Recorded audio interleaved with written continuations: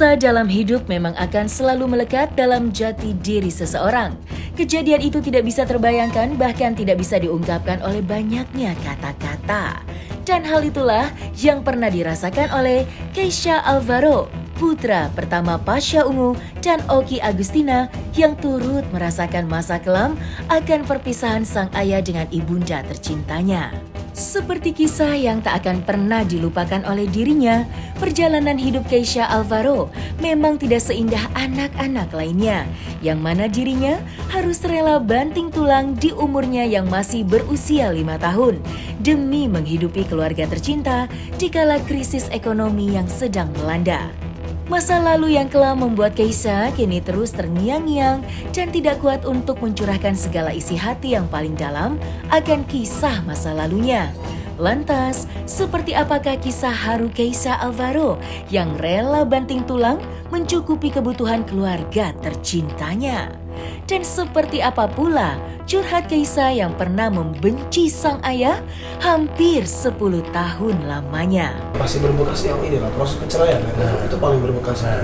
Iya kan? Perceraian 5 tahun ya? Berapa tahun ya rasanya? Dari sekarang? Umur 5 tahun? Umur 5 kan? Lima tahun. Ingat banget 5 tahun. Lah pasti bingung, aduh apa nih kok ke tempat gede gini banyak orang segala macam, banyak wartawan, terus kok bunda sama ayah kok kayak nggak baik-baik aja segala macam.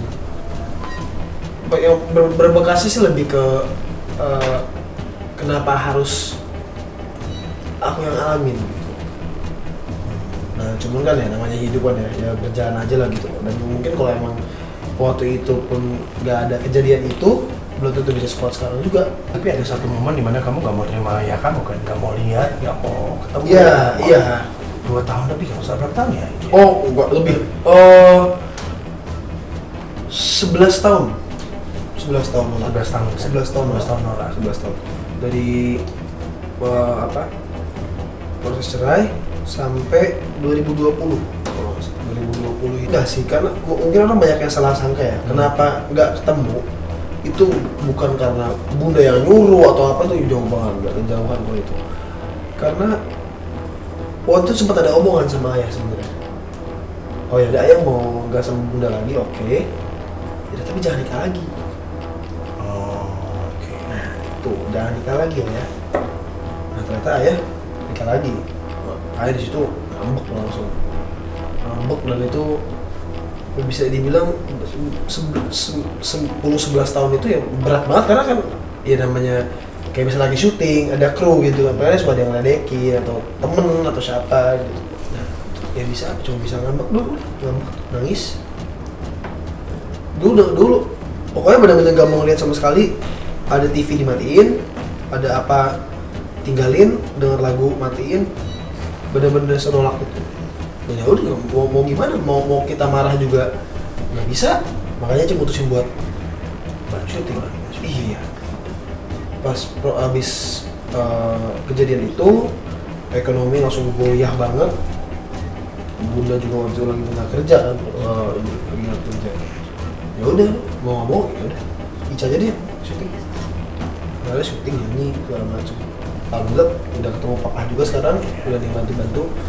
Benar-benar nggak bisa bayar apa-apa. Ada cicilan segala macam nggak bisa sama sekali. Mau makan pun susah. Makanya sampai benar-benar waktu itu kerja bolak-balik Jakarta Bogor siang malam segala macam di umur segitu gitu ya. Mungkin kalau contoh lain mungkin banyak ya yang kerja dari kecil ya. Tapi kan mereka kan udah emang dari keluarga yang harmonis, yang emang ya udah emang aku pengen syuting aja nih buat nambah-nambah uang gitu. Kalau waktu itu kan enggak, wajar kan emang bantu buat bunda, ngasih bunda segala macem. Terus juga ada nenek, kakek. Jadi adik masih kecil banget waktu itu kan. Oh, iya. Ada 2 ya? Iya. Bahkan waktu itu sampai kita bener-bener kita ngontrak selama berapa tahun. Ya bunda bantu-bantu lah juga. Tapi lebih ke Ica fokusnya. Kontrak rumah, terus semua listrik, air, segala macam. Bahkan Ica pengen beli mobil sendiri segala macam waktu itu. Seenggaknya walaupun tetap pakai nama ayah, tapi nggak semuanya gara-gara ayah gitu. Bisa kayak bikin lagu atau sinetron atau apa. Itu mulai kan ya? Iya, Ya, sendiri mulai. gitu. Bikin konten sendiri, nggak harus ngedompleng nama ayah terus gitu. Mungkin kalau perubahan yang signifikannya banget sih, yang pasti lebih kuat mental lah ya kalau untuk sekarang. Makanya ya apa ya, dari sekarang ya berusaha ngasih contoh lah gitu. Ini loh kerja buat keluarga, buat contoh biar kalian juga nanti kalau udah gede jangan males gitu.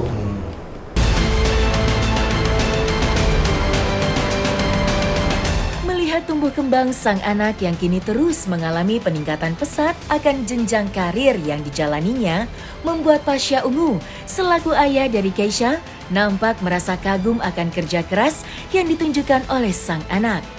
Kerap kali disanjung lantaran memiliki kemiripan yang begitu signifikan dengan dirinya, namun hal itu nampaknya tidak membuat Pasha Ungu berhenti memuji kehebatan sang anak yang melebihi dirinya terdahulu. Mengaku sangat bangga akan prestasi yang diraih oleh sang anak, maka seperti inilah ungkapan rasa kagum Pasha Ungu terhadap putra pertamanya itu. Mengetahui lebih jauh akan curhat Keisha Alvaro mengenai perjalanan hidupnya, tersajikan lengkap dalam program Alvin in Love. Jadi, jangan lupa untuk saksikan Alvin in Love hanya di channel YouTube Cumi Cumi. Eno Lerian penyanyi cilik umur 45 tahun sudah nyanyi, gitu kan? Siapa lagi tuh? Trio Kuek-Kuek dari kecil juga udah nyanyi, apa yang salah?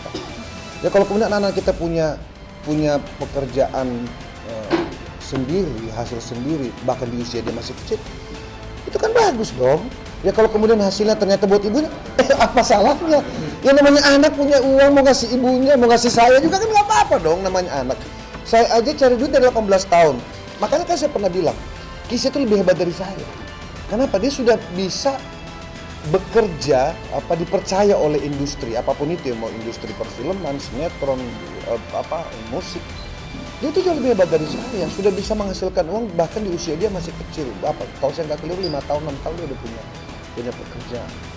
Itu jujur aja saya tidak pernah membayangkan Kisah bakal secepat itu untuk masuk ke industri. Makanya saya bilang, Kisah ini hebat ini bukan karena bapaknya, Kisah ini hebat karena dia sendiri. Gitu loh, karena dia mendapatkan kesempatan itu. Saya nggak pernah menjadi manajer dia, mendorong, enggak lah. Semua diurus oleh ibunya, dan alhamdulillah semuanya diurus dengan baik. Kan jadi saya kira nggak ada yang harus dipersoalkan, semua kan berproses. Makanya saya katakan, kalau kita kembali ke dulu lagi, nggak beres-beres ceritanya, kan begitu. Nanti kan masing-masing merasa saya lebih ayah, kan begitu. Saya kira udahlah, semua sudah saya beruntung juga karena ada Papa Gun sekarang yang juga nemenin anak-anak gitu kan. Mami Adel juga sayang sama anak-anak saya semuanya. Terus apa lagi? Kalau kemudian Kisha hadir dalam satu wawancara dan ada part yang sedih yang dia sampaikan, saya kira wajar-wajar saja, namanya orang lagi cerita. Saya juga kalau mencerita masa lalu dulu, saya ini dulu sampah Jakarta, iya kan? Masa saya nyalain orang tua saya dulu, orang tua saya kok nggak ngasih saya, kan nggak begitu. Luar biasa. Kisah punya adik banyak, ya. Kisah punya adik berarti berapa tuh? 7. Nah, Kisah itu sebagai, ya bisa dikatakan sudah semi orang tua sebenarnya, pengganti bapaknya di saat bapaknya lagi tidak bersama Kisah dan adik-adiknya, gitu kan? Harus mengingatkan, menasihati, ya kan? Saya kan sekarang sudah cukup sering ketemu Kisah itu, suka ngobrol. Saya selalu ingatkan, kakak kamu sekarang udah gede, ya kan? Meskipun baru mau jalan 19 tahun gitu. Udah gitu artinya dia harus paham, ya kan, bagaimana kamu punya adik-adik ini banyak, kamu jadi contoh, gitu kan. Iya, selalu gitu, alhamdulillah. Takutnya kalau saya bilang mirip kan nanti orang bilang Pasha GR, tapi kan semua orang bilang begitu. Ini apalagi suaranya, gitu kan. Ibunya juga suka ngomong nih, anaknya nih nyanyinya suaranya mirip banget bapaknya, ya alhamdulillah.